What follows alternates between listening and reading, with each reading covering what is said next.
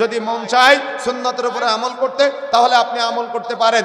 আমি বলতেছি না যে আপনি আমল না করলে কাফের হয়ে যাবে, কথা কি বুঝতে পেরেছেন আমার? তবে আমি আপনাকে নসিহা করে যাচ্ছি যে আপনি সুন্নাত পিওর ভাবে পাওয়ার পরেও আপনি অন্ধ বাপদাদার অনুসরণ করার প্রচেষ্টা চালাবেন না। কখনো এ কথা বলবেন না যে এটা আমার বাপদাদার আমল থেকে পেয়েছি, কখনো এ কথা বলবেন না যে এটা আমার পূর্বপুরুষ থেকে পেয়েছি। এ কথা আবু জাহাল বলেছিল, আপনি কেন বলবেন? এ কথা নমরুদ বলেছিল, এ কথা আপনি কেন বলবেন?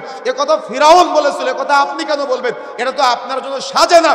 যখন কোরআন হাদিসের বিধান আপনার সামনে চলে আসবে, তখন কোরআন ও সহিহ হাদিসের কাছে মাথা নত করতে হবে, মনে থাকবে ইনশাআল্লাহ।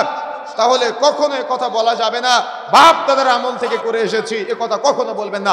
আরে রাসূলুল্লাহ সাল্লাল্লাহু আলাইহি সাল্লামের কাছে একজন বেদুইন এসে বলতেছে, আল্লাহ রাসূল, আমার পিতা তো তৎকালীন সময়ে মারা গিয়েছে, আল্লাহ রাসূল আমার পিতা জান্নাতি না জাহান্নামে?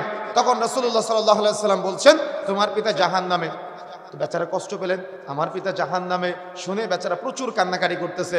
তখন রাসূলুল্লাহ সাল্লাল্লাহু আলাইহি সাল্লাম তাকে ডাক দিলেন, ডেকে বলতেছে, এই শোনো, তোমার পিতা আর আমার পিতা একই স্থানে। কে বলতেছেন এই কথা বলেন তো? সহিহ মুসলিম জানাজা অধ্যায়ের প্রথম হাদিসটা খুলে দেখেন, রাসূলুল্লাহ সাল্লাল্লাহু আলাইহি সাল্লাম নিজের পিতা সম্পর্কে কথা বলতেছেন। আর আমি আপনি আজকে আমার আপনার সিগারেট খোর বাবার অজুহাত দিয়ে সহিহ পদ্ধতিতে সালাত আদায় করতে চাই না। কথা বুঝেন না মনে হয়।